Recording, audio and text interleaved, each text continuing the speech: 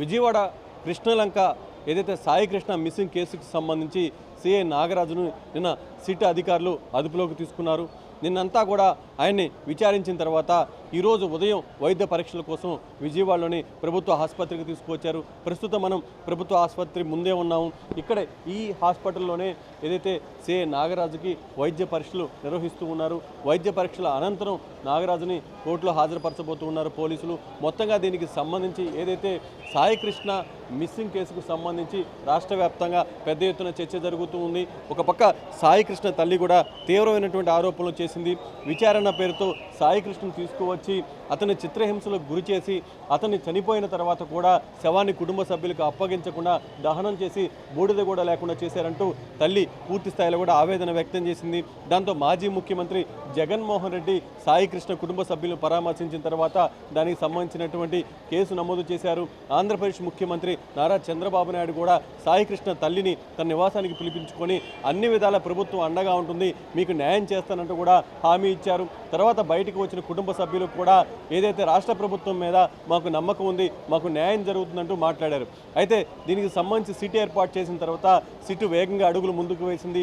దానికి తగిన విధంగానే పూర్తి స్థాయిలో అక్కడ ఏదైతే దీంట్లో ఈ కేసుకు సంబంధించి కీలకంగా వ్యవహరించారో వాళ్ళందరినీ కూడా విచారించిన తర్వాత నిన్న నాగరాజు అదుపులోకి తీసుకున్నారు. నాగరాజుని అదుపులోకి తీసుకొని ఏదైతే విజయవాడ బందర్ రోడ్లోని కమాండ్ కంట్రోల్ రూమ్కి తరలించి అక్కడ నిన్న రాత్రి అంతా కూడా విచారించారు. ఈరోజు ఉదయం 10:30 సమయంలో ఏదైతే వైద్య పరీక్షలు నిర్వహించేందుకు ఇక్కడికి విజయవాడ ప్రభుత్వ ఆసుపత్రికి తీసుకొచ్చారు. ప్రస్తుతం నాగరాజుకి లోపల వైద్య పరీక్షలు నిర్వహిస్తూ ఉన్నారు వైద్యులు.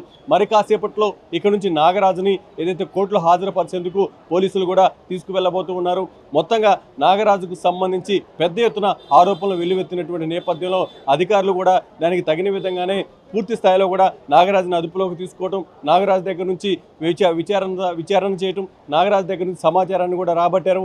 మొత్తంగా ఈ కేసుకు సంబంధించి మొట్టమొదట సాయి కృష్ణని మార్కాపురంలో అదుపులోకి తీసుకుంది ఎవరు, అక్కడ నుంచి ఎక్కడికి తరలించారు, ఇప్పటిదాకా సాయి కృష్ణ కేసులో ఏం జరిగిందనే దాని మీద పూర్తిగా రాష్ట్ర ప్రజానీకం అంతా కూడా ఏం చెప్తారా, దీనికి సంబంధించినటువంటి సిట్ అధికారులు అసలు సాయి కృష్ణ కుటుంబ సభ్యులకి ఏ విధంగా న్యాయం చేస్తారు, సాయి కృష్ణ బతికున్నాడా లేదా, బతికుంటే ఎక్కడున్నాడు, లేకుంటే చనిపోయిన తర్వాత ఏం చేశారు, దీంట్లో ఎవరెవరు ఇన్వాల్వ్ అయి ఉన్నారు, ఎంత పెద్ద వ్యక్తులు దీని వెనక ఉన్నారు, అసలు నాగరాజు పాత్ర ఏంటి, నాగరాజు ఇక్కడ దీంట్లో ఏ విధంగా వ్యవహరించారనే దాని మీద మొత్తం ఆసక్తిగా ఎదురు చూస్తూ ఉన్నారు. ఒక పక్క రాష్ట్ర ప్రభుత్వం కూడా దీన్ని సీరియస్గా తీసుకుంది.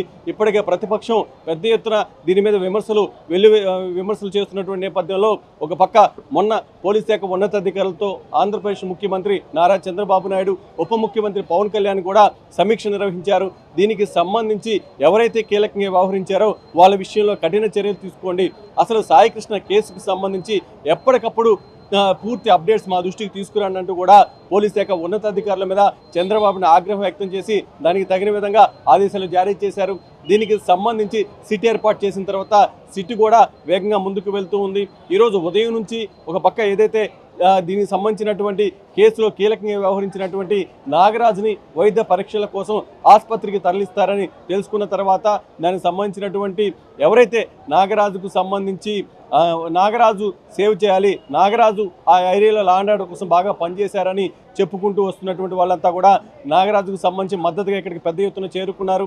ఏదేమైనప్పటికీ నాగరాజుకి ఇప్పుడు ప్రభుత్వ ఆసుపత్రిలో వైద్య పరీక్షలు నిర్వహిస్తూ ఉన్నారు. మరి కాసేపట్లో కోర్టులో హాజరుపరచబోతూ ఉన్నారు.